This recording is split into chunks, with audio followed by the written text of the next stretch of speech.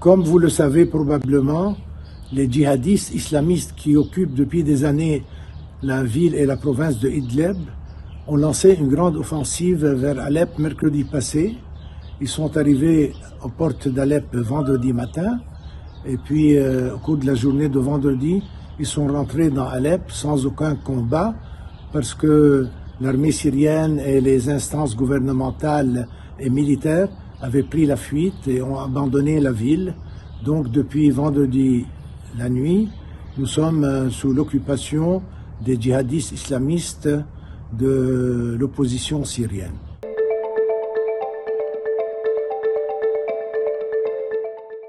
Dès les premiers jours, la population était très inquiète parce qu'on avait peur de combats. C'est ce qui a eu lieu vendredi la nuit et samedi et dimanche avec des combats et des raids aériens qui ont lancé des bombes un peu partout sur la ville. Après l'inquiétude, il y a eu l'angoisse de l'avenir. Qu'est-ce qui va arriver de nous?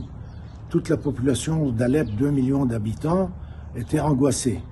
Beaucoup ont pris la fuite vendredi la nuit et samedi pour aller rejoindre d'autres villes syriennes, mais la majorité de la population est restée dans l'expectative en attendant de voir comment les choses vont évoluer.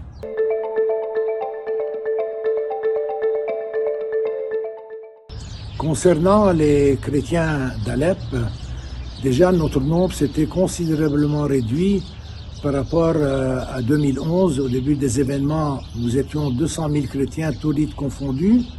Juste avant cette dernière offensive, nous n'étions plus que 30 000.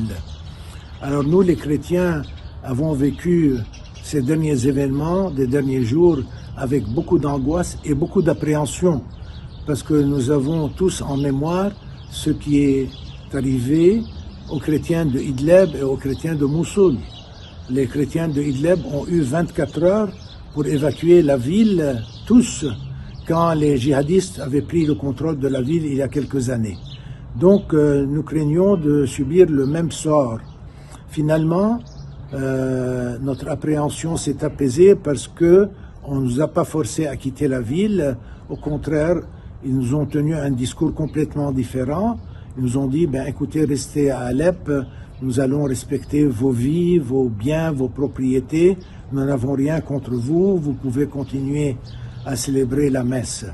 Bien sûr, dimanche, il n'y a pas eu de messe comme d'habitude, parce qu'il y avait un couvre-feu de 7 heures du matin à 7 heures du soir, et donc les messes ont été dites par la suite.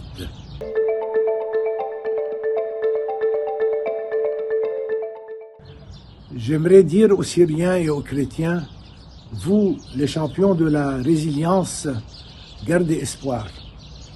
Malheureusement, je ne suis pas tout à fait convaincu de cela, parce qu'après 14 ans de conflits, de sanctions internationales, de crise économique, de pauvreté, de pénurie de tout, de tremblements de terre, et maintenant de régime islamiste, vraiment la population est à bout de souffle, surtout les chrétiens.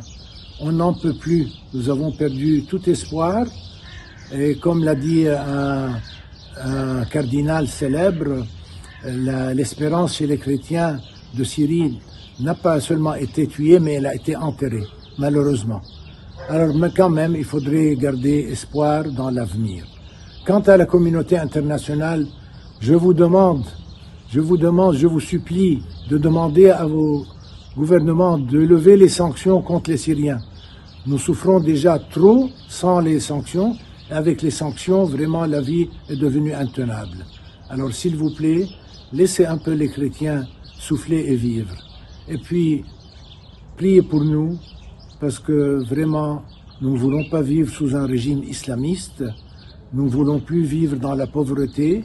Nous ne voulons plus vivre dans la pénurie. Nous ne voulons plus vivre dans un pays où le conflit a trop duré. Nous aspirons, comme tous les peuples du monde, à vivre en paix. Merci.